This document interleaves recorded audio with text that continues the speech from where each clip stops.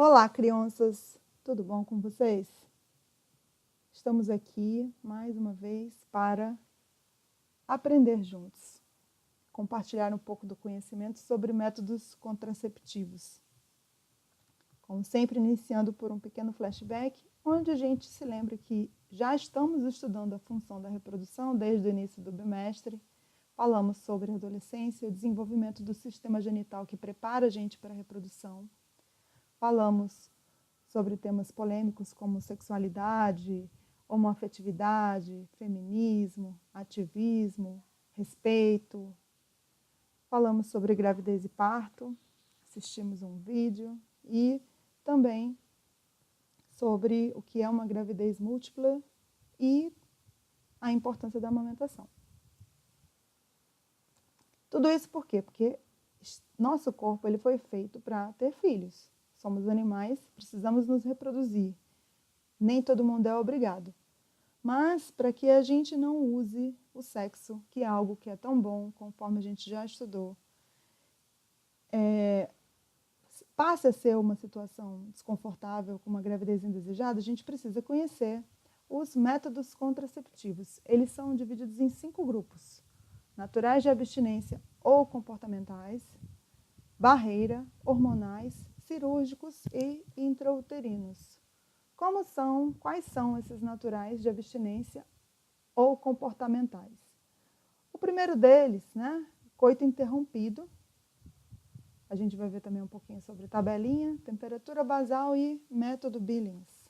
Coito interrompido é um método que ele é pouco seguro, porque é uma relação sexual sem nenhum tipo de proteção e ela fica baseada apenas no comportamento que você tem de tirar o pênis de dentro da vagina antes de gozar. Então, o parceiro ele tem que ter um controle sobre sua ejaculação e ele não deve ter tido outra relação sexual antes, mesmo masturbação, porque na uretra pode ter ficado algum danadinho espermatozoide e esse espermatozoide, se for bem guerreiro, ele chega lá no objetivo dele e acaba provocando uma gravidez indesejada. Ainda falando sobre abstinência é dizer não. O que é abstinência? É você dizer não vou fazer sexo, não quero engravidar e não vou fazer sexo. Esse é bem complicado, porque a gente vive numa sociedade que apela para o sexo o tempo inteiro, então você dizer não é bem difícil. A tabelinha. A tabelinha ela é baseada na análise do seu ciclo menstrual. Então, a mulher precisa se conhecer muito bem e saber que, durante um determinado período, quando ela está menstruada, ela não vai engravidar. Ela pode engravidar no meio do ciclo e já ao final do ciclo também é mais difícil engravidar. O próximo é o acompanhamento diário da temperatura ao acordar. A mulher ela precisa, antes de levantar, anotar numa folha a sua temperatura. As oscilações de temperatura, elas vão mostrar o período em que a mulher liberou o ovócito e o período que ele está apto à fertilização. A temperatura do corpo da mulher tende a aumentar. E isso faz com que ela fique mais fogosa. Então, é um período perigoso. Então, aqui é um exemplo das anotações. Então, isso não pode ser feito do dia para a noite. Tem que ter vários meses de acompanhamento e você, por exemplo, não pode ficar doente nesse período. Se você pegar uma infecção mesmo que leve, ela pode alterar a sua temperatura e você confundir. E o método Billings, que é a análise do muco cervical. A mulher ela tem esse muco naturalmente, então você observando a textura dele, quanto mais viscoso, mais transparente, maior o risco de engravidar. Quais são as vantagens e desvantagens desses métodos? Eles são de graça. A grande vantagem é essa. E são livres de hormônio. Então, o corpo ele tende a não ter nenhum tipo de reação em relação a isso. A única reação que pode acontecer é se der errado você engravidar. É uma reação bem terrível. Mas, por outro lado, ele é um método que ele pode ser adotado principalmente se ele estiver em conjunto com o outro. Se você sabe que está no período fértil, você casa isso com a utilização de outros métodos, como preservativo, espermicida, né? A grande desvantagem é que esses métodos não protegem contra a transmissão de doenças sexualmente transmissíveis, né? Dentre elas, algumas que não têm cura, como a AIDS. Próximo método é o método de barreira. O método de barreira, apesar dele parecer que é um não, que esse seria de abstinência, seria comportamental, ele é de barreira porque ele impede o espermatozoide de chegar lá na tuba uterina, onde ocorre a fertilização. Então, ele vai parar o espermatozoide no colo do útero. Como? Através da utilização da camisinha masculina, né, do preservativo, né, esse dispositivo moderno, que foi inventado há mais de 3.000 anos, ele já era usado, né, existem registros dele no Egito, não como é hoje, né, ele é feito de tripa, hoje ele é feito de borracha, então é bem simples a utilização. Você coloca ele no pênis ereto, segura a ponta, puxa o prepúcio para trás, expondo a glande e desenrola ele ao longo do corpo do pênis. Ao final, você retira e joga fora. A camisinha feminina, que é um dispositivo bastante parecido com a camisinha masculina, a diferença é que ele é bem mais sensível, né? Esse material é mais resistente e ela pode ser colocada antes do ato sexual, certo? Ele tem 2 anéis, um dos anéis ele vai ser dobrado e vai ser inserido na vagina e empurrado com o dedo até o final da vagina, próximo ao colo do útero, onde ele vai se abrir e vai proteger toda a parte interna da vagina. O diafragma e o espermicida. O diafragma e o espermicida são usados em conjunto. Eles não são dispositivos que podem ser comprados separadamente e nem pode ser comprado na farmácia. Você tem que ir ao médico para ele medir o tamanho do colo do útero para você usar. A vantagem dele é que ele é reutilizável, né? Você insere ele na vagina também antes do ato sexual e ele deve ser deixado no corpo da mulher até 6 horas, pelo menos, para que o espermicida mate o espermatozoide. Também não pode esquecer, porque ele pode dar um choque e você ter uma infecção grave, né? Então tem que ter bastante controle. Então, as vantagens.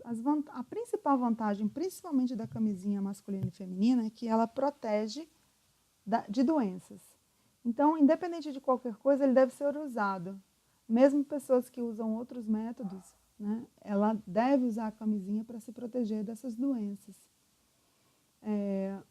Durante o sexo oral, durante o sexo anal, né, embora que não seja o tema da aula, método contraceptivo, mas a gente pode se lembrar também que ele deve ser usado nesses momentos.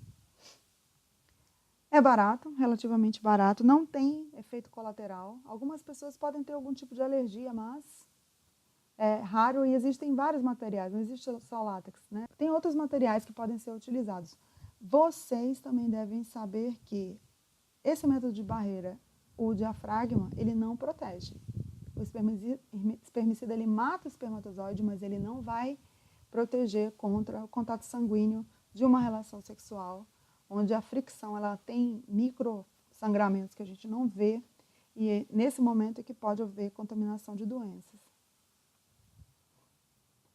Os métodos hormonais são os que vão utilizar, né, os hormônios femininos para simular a fertilização ou estimular a queda do endométrio. Então, o mais conhecido é a pílula anticoncepcional. Ela foi responsável, inclusive, pela revolução feminina. A mulher, a partir do momento que ela começou a usar a pílula, ela teve mais liberdade em relação ao seu corpo, pôde controlar quantos filhos queria ter, ou até nenhum, se inserir com mais facilidade no mercado de trabalho. Então, é uma grande revolução. Então, você precisa ter um cuidado de não esquecer de tomar e fazer um acompanhamento médico, porque tem uma série de desvantagens que a gente vai ver. Os hormônios injetáveis, eles são bem parecidos com os hormônios que a gente já está estudando da pílula anticoncepcional. Sendo que o hormônio injetável, ele vai ter você não tem como tirar nem como parar de tomar. Você injetou, ele vai fazer efeito durante um mês. Ah, professora, mas e daí? E daí é que, às vezes, ele fica muito tempo no corpo. Depois que você para de tomar, assim como o próximo que a gente vai ver, às vezes a mulher demora muito para menstruar. E se ele começar a fazer mal, você não tem que fazer, não. Tem que esperar acabar o efeito. Os implantes, né, dá na mesma da injeção. O anel vaginal, ele tem hormônio também, ele parece a camisinha, mas não é, não confundir. E o adesivo, que ele também precisa ser substituído periodicamente de acordo com a marca que você está usando. Vantagens e desvantagens. Nossa, desvantagem de método hormonal é um mundo, né? Cada dia que passa a gente descobre uma coisa a mais. Apesar dele ser muito prático, né, e hoje em dia ele ser até barato, o fato é que ele pode causar aumento na pressão, trombose, AVC, ganho de peso, alteração de humor, dor de cabeça. Eu sempre digo que se hormônio fosse bom, homem tomava. Né? Então, eu não gosto muito desse método. Ele também não protege contra doenças sexualmente transmissíveis. E a gente precisa pensar muito no nosso corpo antes de tomar isso. Os métodos cirúrgicos, eles são irreversíveis. Ah, professora, mas o Pelé fez uma cirurgia e desfez a vasectomia. O Pelé é rico, certo? Ele é rico.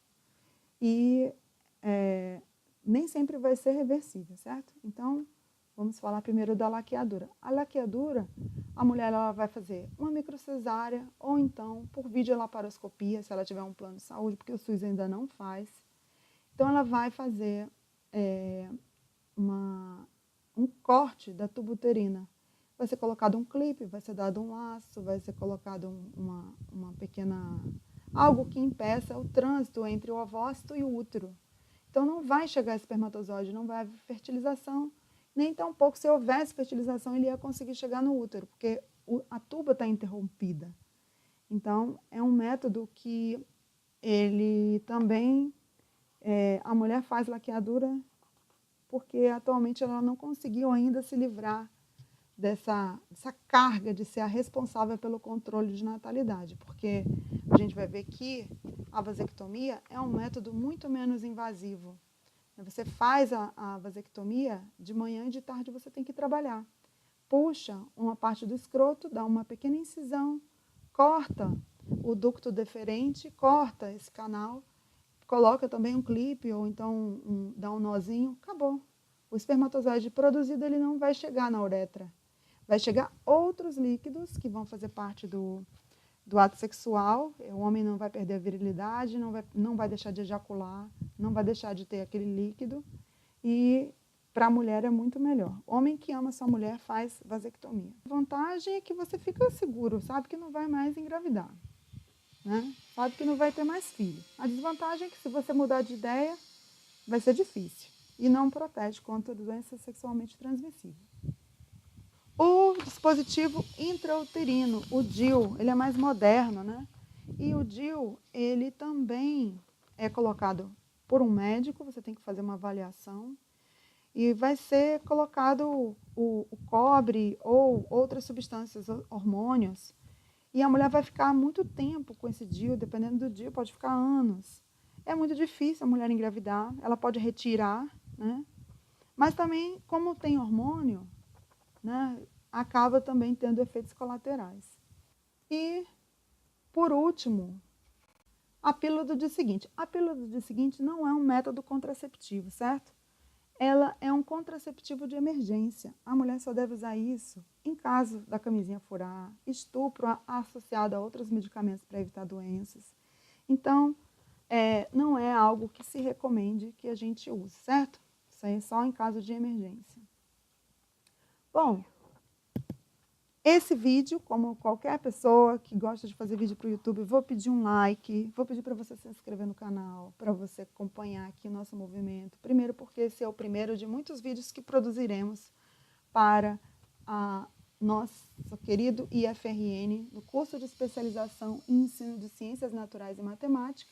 Essa foi uma das requisitos de nota para a disciplina de tópicos especiais para ensino de biologia. O meu grupo sou eu, a Lídia, Eunice, Jason e Kaline, certo? E faremos uma atividade em sala, uma aula prática sobre métodos anticoncepcionais. Então, um beijo para todos e bons estudos. Quem quiser pode acompanhar, eu vou colocar lá na descrição o vídeo estendido dessa aula, certo? Um beijinho, tchau, tchau.